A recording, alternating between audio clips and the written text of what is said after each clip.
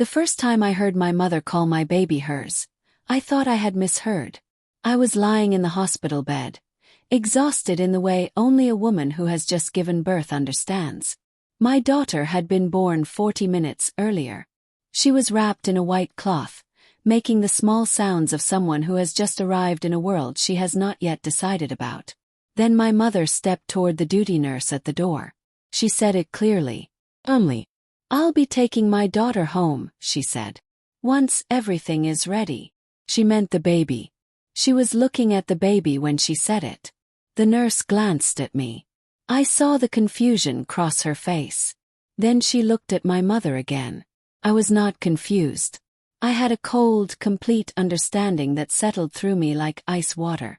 She had been planning this. Not vaguely. Actually planning it. Telling people things. Preparing for this exact moment. And in that room, with my daughter in a nurse's arms and my mother already speaking as if the child belonged to her, I understood something I had been refusing to fully see for 8 months. She had spent nearly a year building a lie designed for this moment. And I had to stop it right now. My mother's name is Celestine. She is 61 years old and has spent her entire adult life arranging the world around herself into the shape she preferred. I am her only child. My name is Yemi. My mother used that fact, being her only child, as both a weapon and a possession depending on the moment. When she needed something from me, I was her world, her reason, her everything.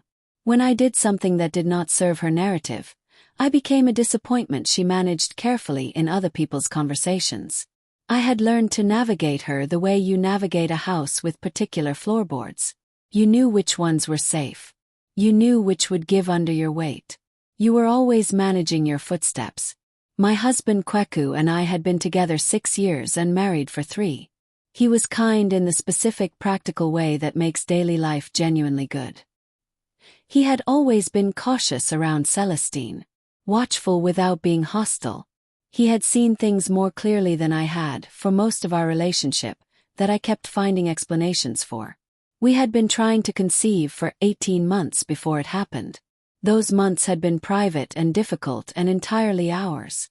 I had not shared the details with Celestine because I had learned over a lifetime that there were things you did not share with her. What I had not yet understood was how she had found out anyway. I found out about the lie in October. We had been trying to conceive for 10 months. I had told no one except my closest friend Abina, who understood the weight of it and kept it carefully. I was at my aunt's birthday dinner. My father's sister, Auntie Beatrice, who had always been warm and direct in a way my mother found slightly threatening. We were sitting at the table when Auntie Beatrice reached across and took my hand. I know it must be hard, she said. Not being able to have them. I looked at her. Not being able to have what? Children, my dear. Your mother told us. She said the doctors confirmed it. We've all been praying for you. I sat very still. She explained. My mother had apparently been telling family members and close friends for 2 months that I had been to a specialist who had confirmed I was unable to conceive. She had said she told people so they would not ask insensitive questions and cause me pain. I was not infertile. I had never seen that specialist. The story my mother had been telling was entirely invented. I drove home that evening and sat in the car outside our house for a long time. The question was not whether she had lied. The lie was clear. The question was why. And I did not yet have that answer. I confronted Celestine the following weekend. I drove to her house on a Saturday morning without calling first. I wanted to ask the question before she had time to construct the answer. She was in her garden. She looked up and said it was lovely to see me. I told her I was not there for tea. She set down her garden gloves with the deliberateness of someone who has identified what kind of conversation is arriving. I asked what she had told Auntie Beatrice about me. She was quiet. Then, I was protecting you. From what? From everyone asking questions all the time. You could answer them yourself when you were ready. So you told them I was infertile, I said. I told them you were having difficulties. Auntie Beatrice said a specialist confirmed it. She looked away. People exaggerate what they hear. I asked her to stop telling people things about my life that were not true. She said, You'll understand one day why I did this. I drove home and told Kweku everything. He was very quiet. He asked me one question. What does she get from people believing you can't have children? I did not have an answer then. 6 months later, in a hospital corridor, the answer became perfectly clear. I found out I was pregnant 6 weeks after the confrontation. The test was positive on a Tuesday morning. I stood in our bathroom and held it for a long time, feeling the specific combination of joy and disbelief that follows news you have been hoping for long enough that hoping had become exhausting on its own. Kweku came home to find me at the kitchen table, the test still in my hand. He sat across from me. He looked at my face. He made a sound I had never heard from him before, a sound containing too much to be just one thing. We sat together for a long time after that. Then we talked about who to tell and when. We were in agreement on the important things. We would wait until the 12-week scan before telling most people. We would tell Abina because she deserved to hear it early. We would tell my father because he would be quietly overjoyed and keep it to himself. And we would not tell my mother. Not yet. Not until we had more scans and more certainty that this was real. I did not say the other reason out loud. But it was there between us when we made the decision. We did not tell Celestine because I was afraid of what she would do with the information. I could not yet explain exactly what I was afraid of. Only that the fear was real and that it knew something the rest of me was still working out. I managed to keep the pregnancy from Celestine for 7 weeks. She found out through my aunt, not Auntie Beatrice but my mother's younger sister Auntie Flora, who had run into Kweku's mother at a church event and congratulated her before Kweku's mother fully understood what she was congratulating. The chain of information moved quickly, and by Sunday evening Celestine was at our door. She was not angry. That was the first thing I noticed. She should have been upset that we had kept something from her. Instead she was bright, almost electrical in her energy. She came in and hugged me and said she had always known this would happen. She said she had always known. Something about the way she said it made the hairs on my arms rise slightly. Kweku stood in the kitchen doorway watching her. I saw his face over her shoulder. He had the expression of someone thinking hard and not yet certain whether to speak. Later, when she had gone, he said, "She was not surprised." "I know," I said. "She knew before Flora told her," he said. "I know," I said again. He looked at me. How is that possible? I thought about the lie she had been telling for months. About infertility. About specialists. About preparing people. "I don't know yet," I said. "But I think she has been watching this very carefully." We looked at each other. "What is she watching toward?" he said. I did not answer. Because the answer I was beginning to form frightened me. Over the following weeks my mother inserted herself into the pregnancy in ways that felt, individually, like love. She brought food. She texted me nutritional lists. She asked about appointments and scans. These things were manageable. But other things were not. She began referring to the baby as her baby. Not obviously, casually. In conversation with Kweku's mother at a family dinner I heard her say, "We're all so excited about the baby." And a few minutes later talking about the nursery. "I want to be involved. After all, this baby is as much mine as anyone's." Kweku's mother gave me a look across the table. The look of a woman who has heard something and is waiting to understand if she heard it correctly. I also noticed that Celestine was telling people who already knew her earlier lie about my infertility the news of the pregnancy in a particular way. Not by admitting she had been wrong. By saying things like, "God changed things. A miracle happened." As if preparing a narrative that would absorb the pregnancy into the story she had already told. As if the pregnancy did not disprove the lie but somehow continued it. I did not fully understand what she was building yet. But I could feel the shape of it.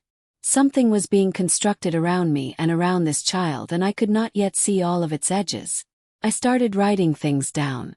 At my 20-week scan, my mother arrived uninvited. I had told no one the appointment time except Kweku and Abina. When Kweku and I arrived and found Celestine sitting in the waiting room with a bag of oranges and a serene expression, I stood in the entrance, unable to immediately produce words. She stood and hugged me and said she thought it would be nice to share this moment. I said this was a private appointment. She said she understood, but she was my mother and these things were family events. I looked at Kweku.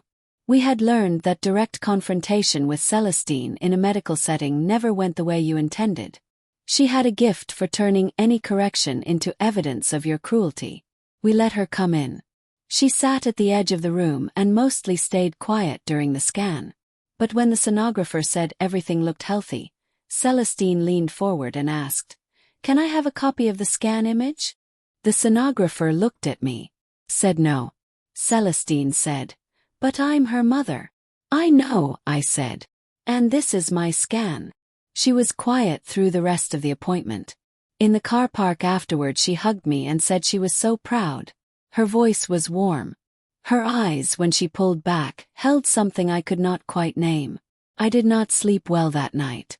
Something had shifted and I could feel it without being able to name what. I started keeping a formal record. Kweku suggested it and I agreed immediately. There is a particular kind of manipulation that is very hard to explain to someone who has not witnessed it directly. It operates through accumulation. Small things that seem reasonable individually become something else entirely when seen together. I kept a notes document on my phone. Date, what was said, who was present. A scan visit. The week she called Kweku's mother to discuss nursery ideas without telling us. The afternoon she arrived with baby clothes she said she was keeping at her house for when the baby stayed with her.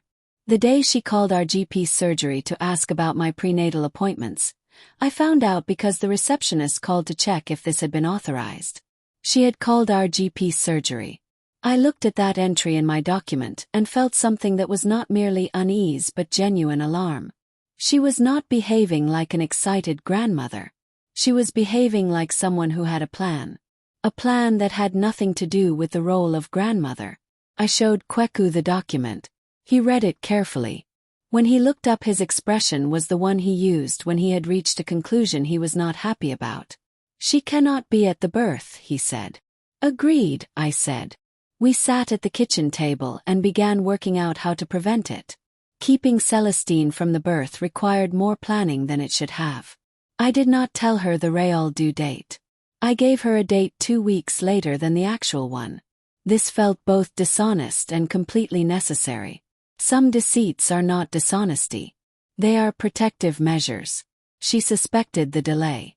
She asked me multiple times if I was certain of the date. I confirmed it each time. She began dropping by more frequently as I approached what I had told her was the due date. I managed this partly by spending more time at Abina's in the final weeks. I also told the hospital in writing 8 weeks before my due date that my mother Celestine was not to be given any information about me or the baby and was not to be allowed past the public waiting room without my explicit consent. The midwife coordinator, a calm and experienced woman named Sister Tola, listened to my explanation without expression and then said she had handled situations like this before. She said she would note it in my file and make sure all staff were aware. I felt simultaneously relieved and devastated that this required planning at all. I should have been preparing for the birth of my daughter with only joy. Instead, I was managing the logistics of protecting her from my own mother before she had even arrived in the world. Kweku held my hand that evening. He said nothing, which was exactly right. My daughter was born on a Thursday afternoon in March. Her name is Senna. She arrived with a particular force that first babies often bring. Not easily and not quickly but completely, with the full weight of a new person insisting on her own existence. When they placed her in my arms, I felt something shift permanently inside me. Kweku was beside me. He looked at her and then at me, and his face did something entirely new that I will never forget. Abina was in the waiting room. She had driven us and was waiting to come in when we were ready.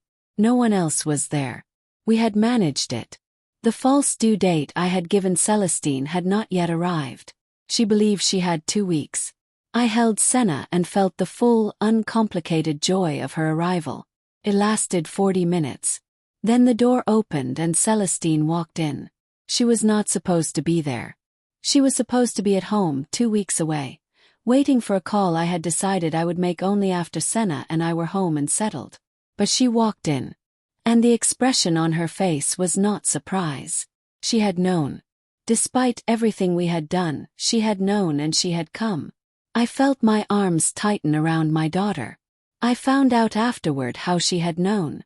She had been calling the hospital every day from a week before my real due date. She told them she was my mother and asked if I had been admitted. Most staff simply said they could not share patient information. But on the Thursday morning something had slipped. Not a name, not details, but a confirmation that I was there. She had arrived within the hour. She had been stopped at the main entrance by staff who had my notes. She argued. She said she was my mother with every right to be present. She tried several approaches over several hours. She was eventually permitted to wait in a family waiting room, not near my ward, while staff checked with me. I had been in labor and the message had not reached me clearly in time. By the time I had Senna in my arms and was beginning to understand what had happened, Celestine had persuaded a staff member who had not read my notes that she was simply checking on her daughter. She walked in. She walked directly to the crib where a nurse had just placed Senna. She looked at her for a moment. Then she said, quietly but clearly, "There she is. My baby." The nurse who had placed Senna in the crib turned around very slowly. And that was when everything that had been building for nearly a year finally came into a room with a full light on it. The nurse's name was Nurse Beezy. She was a compact, precise woman who looked to be in her late 40s and who had treated the room all day with a quiet authority I had found immediately reassuring. She was not someone who reacted before she had understood. She turned and looked at my mother, then at me, then at the baby, then back at my mother. "I'm sorry," she said. "Could you repeat what you just said?" My mother arranged her expression into something warm and reasonable. "I said there's my baby. My grandchild. I've been waiting." "You said your baby," Nurse Beezy said. "I'm her grandmother. We say these things." Nurse Beezy looked at me. "Is this your mother?" "Yes," I said. "And the baby is yours?" "Yes," I said. "Her name is Senna. She is my daughter." "Of course," said Nurse Beezy. She looked at Celestine. "I'll need to ask you to wait outside while we complete our checks." Hospital protocol. Celestine began to say something about protocol and grandmothers and families. Nurse Beezy said very gently and very firmly that she understood and that if Celestine would come with her she would explain everything. She moved my mother out of the room with the practiced ease of someone who had navigated something like this before. The door closed. I looked at Kweku. He was very still. We both knew what had just happened. We had known it was coming. And it had come anyway. Sister Tola came in 3 minutes after Celestine left the room. She came quietly and stood for a moment looking at Senna and at me. She said she was sorry for the breach. That a staff member had not been fully briefed. That it would not happen again. Thanked her. I was trying to hold too many things at once. Senna's arrival, the fear of what my mother had said, the exhaustion of everything, and the grief of knowing that even this moment had not been fully protected. Sister Tola asked if I wanted her to call security. I said I did not know yet. She said Celestine was currently in the corridor saying a number of things, most of which were about her rights as a grandmother and the unfairness of being kept from her family. I asked what exactly she had said when she entered the room. Sister Tola read from a small notebook. Nurse Beezy had written down the words immediately after leaving. "I'll take my daughter home when everything is ready." And before that, "There she is. My baby." I told Sister Tola about the lie. That my mother had spent nearly a year telling people I was infertile.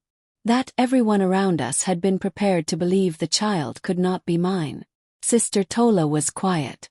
Then she said slowly, "So when the baby arrived, she expected people to believe that Senna could not be mine," I said. "Yes." She opened her notebook again and began writing. Sister Tola sat down. She had the expression of a professional who has learned to receive difficult information without letting her face become the story. "You believe she intended to claim the child as hers," she said.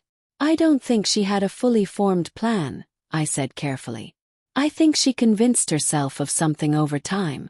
She told the lie so many times she may have started to believe a version of it. That the baby would naturally be hers to manage. That no one would question it because she had already prepared everyone.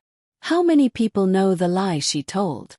Extended family, friends, neighbors. She has been telling it for almost a year. Sister Tola made a note. She said she was going to ensure the official birth record was completed immediately with my name and Kweku's name clearly documented. She said she would speak to the hospital's patient liaison officer. That the situation, while deeply distressing, did not yet involve a legal violation but that I might want to speak to a family solicitor in the coming weeks. Then she said, quietly and not as any official position, in her 23 years of midwifery she had seen many kinds of difficult family situations. But this, she said, is the first time I have seen a grandmother attempt to claim a living child as her own at the moment of birth. The room was completely quiet. I held Senna and said nothing for a long moment. Then I said, I need her kept away from this room. Already done, said Sister Tola. Kweku spoke to Celestine in the corridor. I asked him to because I could not do it. Not yet. I was holding Senna and my arms were still shaking slightly, and I was not in a state to manage my mother's reactions with the firmness the situation required. He was gone for 12 minutes. Counted. When he came back his face was the face he used when he had done something very difficult and had done it correctly. He told me what had happened. Celestine had first continued insisting she did not understand the problem. That she was Senna's grandmother and there was nothing unusual about wanting to be present. Kweku had told her clearly and without raising his voice what she had been heard saying and what the implications were. He had told her about the notes we had kept. About the records of her calls to the hospital. About the lie she had been telling.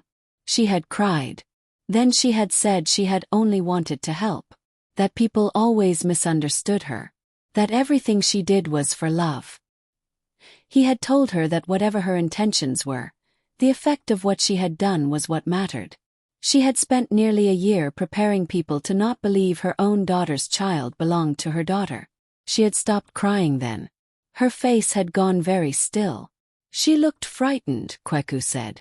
Not guilty. Frightened. Because she understood it hadn't worked, I said. Yes, he said. Abina came in that evening. She had been in the waiting room through all of it. She had heard parts of what happened in the corridor and had understood enough to know things had gone badly but that Senna and I were safe. She came in and looked at Senna for a long time without saying anything.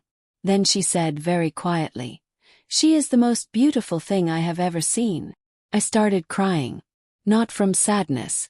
From the accumulation of everything and the specific relief of being in a room with someone who simply loved me and my child and had no other agenda. Abina held my hand. She asked if I was all right. I said I was. She asked about Celestine. I told her everything. From the October dinner with Auntie Beatrice to the moment at the door when my mother had said, "There she is, my baby." Abina listened without once telling me to see it from my mother's point of view. Without suggesting innocent explanations. She simply listened. When I finished she said, "What do you need right now?" I told her I needed to hold my daughter, eat something, sleep, and not see my mother for a very long time. She stood up and went to find someone to bring food. That was what a good friend did. She asked what you needed and then she went and found it. I had spent too long accepting a different version of care as if it were the real thing. The story reached my extended family within 3 days. Not through me. Through Celestine herself, which I had not anticipated. She had contacted several family members the day after the birth with her version of what had happened. In her version she had gone to see her new grandchild and had been treated with shocking disrespect by hospital staff and by Kweku. She had been accused of things she had not done. Auntie Beatrice called me. She had been one of the first people told the infertility lie.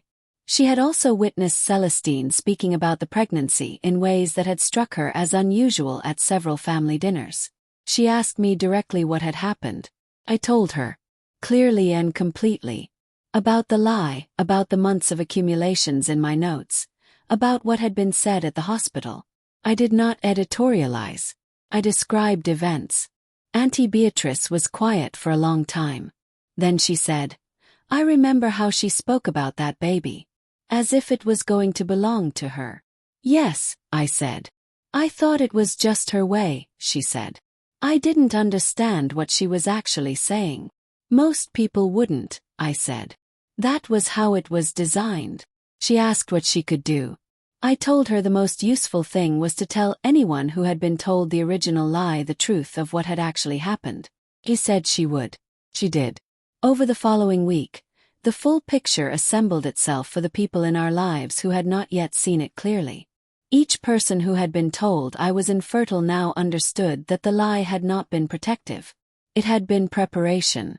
The ground laid for a claim that, had no one at the hospital been paying close attention, might have created a very different kind of confusion at a very vulnerable moment. I want to be careful about what I claim to know about my mother's intentions. I do not believe she had a coldly written plan.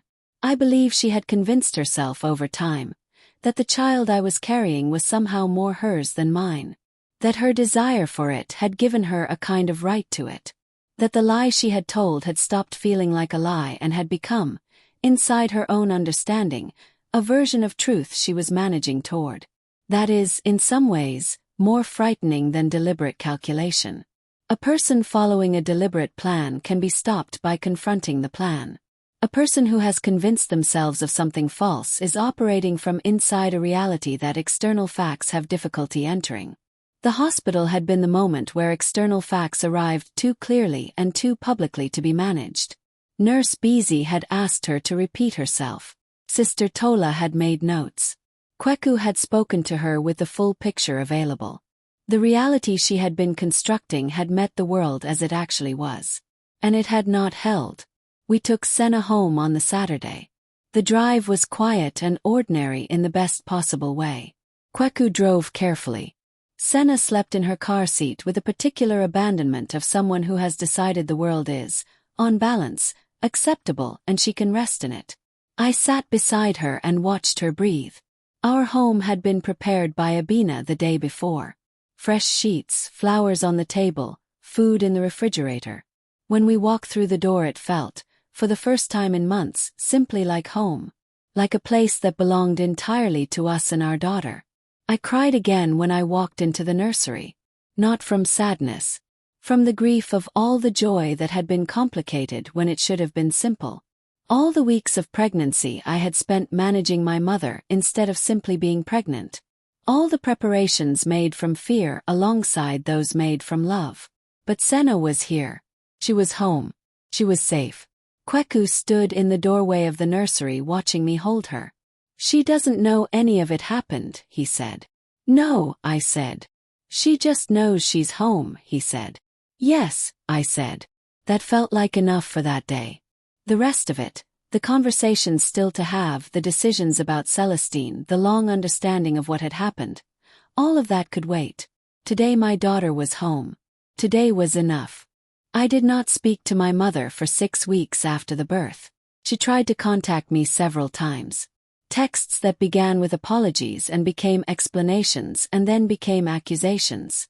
Phone calls I did not answer. A visit to our street that Kweku intercepted at the door.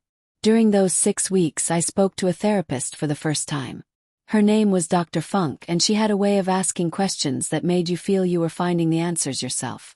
She asked me, in our second session, what I had wanted from my mother. I said, for her to simply be happy for me. For me to have shared the pregnancy with joy. For the arrival of my daughter to have been uncomplicated. Dr. Funk asked when I had stopped expecting those things. Thought for a long time. I said, probably around the age of 16 when I understood that my mother's love for me had always come with a cost I was expected to pay. Dr. Funk asked, and when did you stop paying it? I looked at her. When she walked into that hospital room, I said. Yes, said Dr. Funk. There was a long pause. That took enormous strength, she said. I said I was not sure it was strength. It was simply the moment where I could no longer pretend not to see what I was seeing. She said sometimes those were the same thing. Auntie Beatrice organized a family conversation in the 7th week. Not a confrontation. Conversation. She was precise about that distinction. She said Celestine had been speaking to a counselor and had asked if there was a way to begin repairing things. That she was beginning to understand what she had done. I said I would come. Not because I was ready to forgive. Because I had learned from Dr. Funk that hearing someone does not mean agreeing with them. The meeting was at Auntie Beatrice's house. Celestine was there, 2 other relatives, and Kweku beside me. Celestine looked different. Smaller somehow. The particular certainty she had always carried in every room had shifted. She said she was sorry. She said she had been wrong. She said she had convinced herself of things that were not true. She did not have a full explanation for what she had been trying to do. I believed that. I think she did not have one herself. I said I had heard her. I said I did not know yet what was possible between us. I said what I needed above everything was for her to understand that Senna was my daughter entirely and absolutely, and that there was no future in which that was negotiable. She said she understood. I watched her face when she said it. The certainty that had been gone since the hospital had not come back. I thought that might be the only honest thing that meeting produced. It was perhaps enough to begin with. The months that followed were slow and careful in the way that things are slow and careful when you are rebuilding something damaged and are not yet sure what it will become. I did not cut my mother off entirely. I want to be honest about that because the expected ending of a story like this is a clean break. But she was still my mother and Senna's only grandmother on my side. And those facts were real regardless of everything else. What I did was create conditions. Clear ones. She could be in Senna's life. But every visit was arranged through me and Kweku.